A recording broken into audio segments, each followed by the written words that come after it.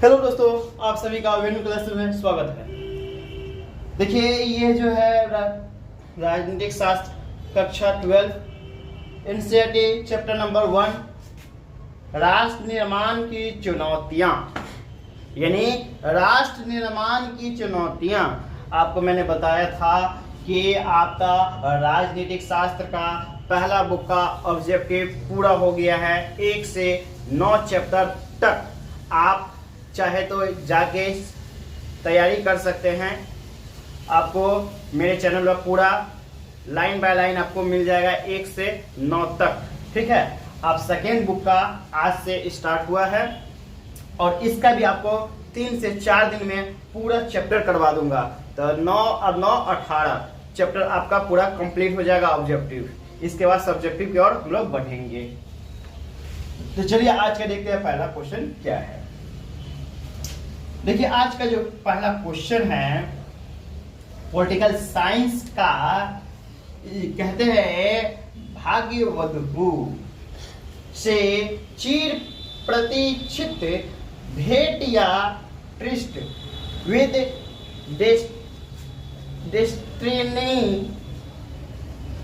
Destiny नामक प्रसिद्ध भाषण किसने दिया था।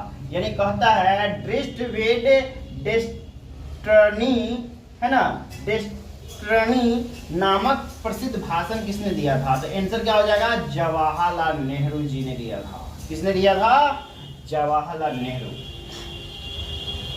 दूसरा क्वेश्चन देखिए, सन 1947 में आजादी बंटवारे के साथ, यानी आजादी बंटवारे के साथ मिली और यह वर्ष भारत पाकिस्तान के लिए कैसा रहा।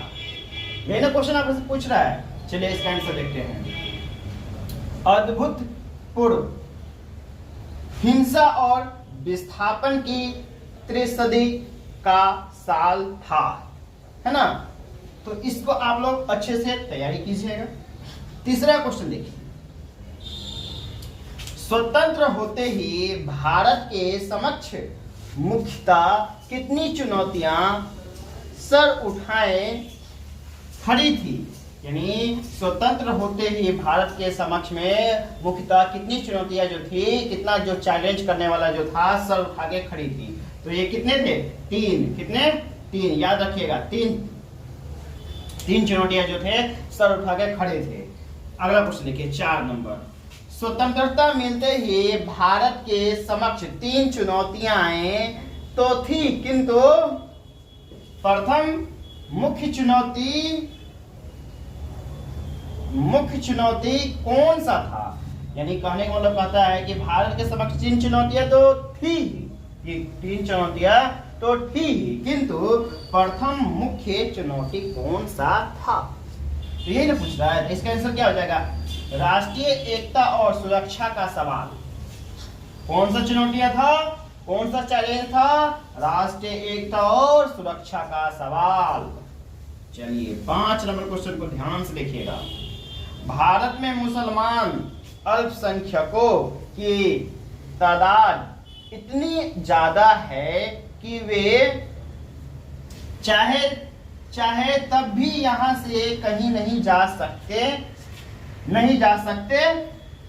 यह किसने कहा था।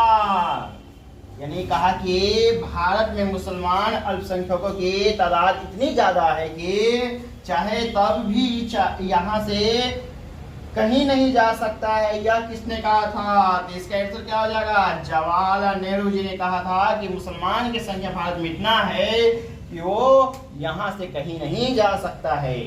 तो आप लोग इसका स्क्रीनशॉट लीजिए, फिर मैं इससे आगे बढ़ता हूं।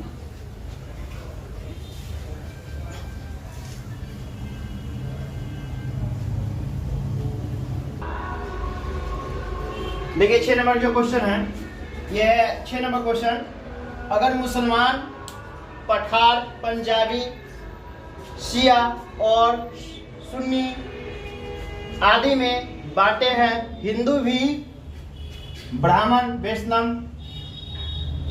रख्त्री तथा बंगाली, मद्रासी आदि समुदाय में, यह किसने कहा था। जो सब अलग अलग भागों में बांटा हुआ था वो बात किसने कहा था? तो इसका आंसर क्या हो जाएगा? मोहम्मद अली जिन्ना ने कहा था।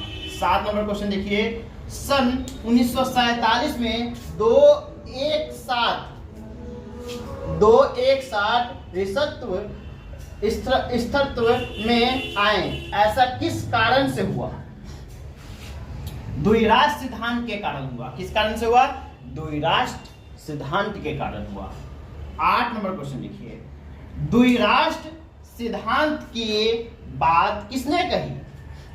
तो आपको पता होना चाहिए किसने कही? द्विराष्ट्र सिद्धांत की बात किसने कही? इस क्वेश्चन में थोड़ा सा कंफ्यूजन है। किसने कही? 8 नंबर है ना?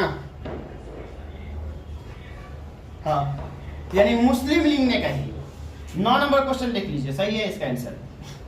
भारत पाकिस्तान विभाजन का आधार क्या बनाया गया है ना? भारत और पाकिस्तान विभाजन का आधार क्या बनाया गया? तो धार्मिक बहुसंख्या का आधार बनाया गया। धार्मिक बहुसंख्या का आधार बनाया गया। 10 मुस्लिम आबादी का एक इलाका भारत के पूर्व में था तो दूसरा पश्चिमी में। इन दोनों क्षेत्रों में इन दोनों क्षेत्रों को क्या नाम दिया गया? यानी दो क्षेत्रों जो था इसका क्या नाम दिया गया? इसका आंसर क्या है? पूर्वी पाकिस्तान व पश्चिमी पाकिस्तान नाम दिया गया। इंपॉर्टेंट क्वेश्चन है, ध्यान से देखिएगा। 11 देशी रियासतों के भारत में विलय के लिए जिम्मेवार थे। यानी विलय के लिए जिम्मेवार कौन थे? सरदार पटेल जी थे। 12 नंबर देखिए, भारत एक क्या है? कल्याणकारी राज्य है ना? भारत एक क्या है? कल्याणकारी राज्य है। तो आप लोग इसको याद रखिएगा। आपका इसमें 12 गो क्वेश्चन था और इसका आंसर के साथ ये सेकेंड बुक का पहला चैप्टर था। और चैप्टर का नाम क्या है? राष्ट्र निर्माण की चुनौतियां। एनसीईआरटी का है। आप लोग अच्छे से कंप्लीट कर लीजिएगा। और अगर आपको वीडियो अच्छा लगता हो तो लाइक कर दीजिएगा और आप शेयर करना मत भूलिएगा, ठीक है? तो आप इसका स्क्रीनशॉट ले ले।